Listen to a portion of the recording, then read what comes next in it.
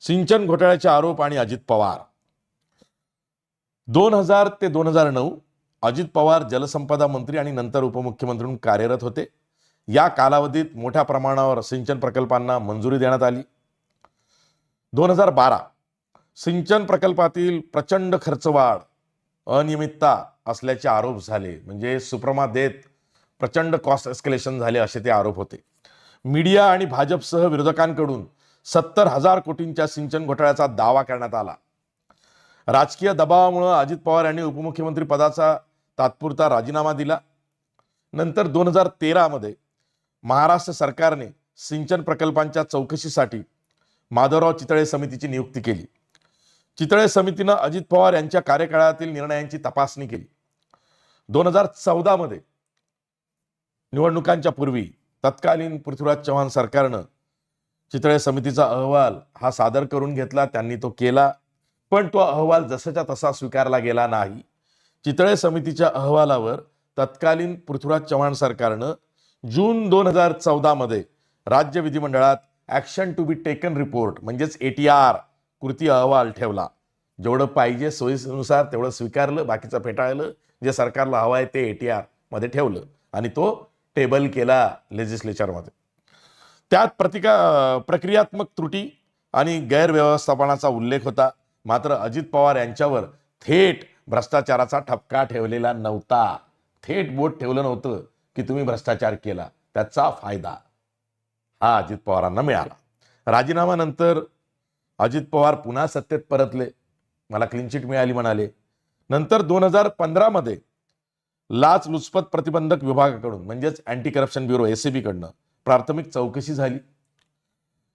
अजित पवार यांच्या विरोधात गुन्हेगारी हेतू किंवा ठोस पुरावे नसल्याचा निष्कर्ष हा ACBनं काढला. 2016 मध्ये ACB कडून अजित पवार यांना क्लीन चिट देण्यात आली. खटला चालवण्यासारखे पुरावे नसल्याचे नमूद करण्यात आले. महाराष्ट्र सरकारने त्यांच्या विरोधातील चौकशी औपचारिकरित्या बंद केली. पण 2017 मध्ये विरोधकांनी ACBच्या क्लीन चिट विरोधात मुंबई हायकोर्टात आव्हान दिलं. चॅलेंज केलं गेलं ACBच्या क्लीन चिटला 2017 मध्ये विरोधकांकडून. आणि मग मुंबई हायकोर्टानं ACBचा अहवाल कायम ठेवत हस्तक्षेप नाकारला की ACBचा अहवाल हा असा आहे, आम्ही हस्तक्षेप करत नाही. सुप्रीम कोर्टाने अपील ऐकण्यास नकार दिला. प्रकरण हे परत हायकोर्टात आलं आणि त्यानंतर अजित पवार हे राजकारणात तसे सक्रिय आहेत. आत्ता त्या प्रकरणाचं काही नाही. 2019ला विधानसभा निवडणुकीच्या निकालानंतर जेव्हा कुठलं सरकार बनत नव्हतं, 35 दिवसांचा वेळ गेला. देवेंद्र फडणवीस आणि अजित पवार यांच्या सकाळच्या शपथविधीच्या 72 तासांच्या सरकारच्या एक दिवस मागे पुढे अँटी करप्शन ब्युरोनं अचानक विदर्भ पाटबंधारे विकास महामंडळाच्या सिंचन अनियमिततेप्रकरणी एक प्रतिज्ञापत्र सादर केलं, ज्यामध्ये अजित पवारांना फौजदारी कारवाईपासून क्लीन चिट देण्यात आली.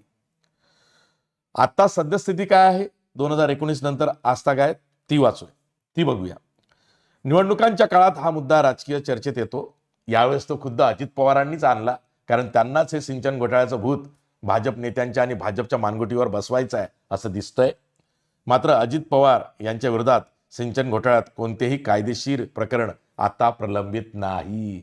आणि ही बाब माहिती असल्यामुळेच अजित पवार भाजपच्या नेत्यांना, मग ते पंतप्रधान नरेंद्र मोदी असतील किंवा मुख्यमंत्री देवेंद्र फडणवीस असतील, यांना सांगतायत की तुम्ही माझ्यावर आरोप केले होते 70,000 कोटींचे, पण काय झालं त्यात? काहीच नाही आहे. तुम्हीच मला क्लीन चिट दिलेली आहे, मी तुमच्या सोबत आहे, असं ते का म्हणतायत.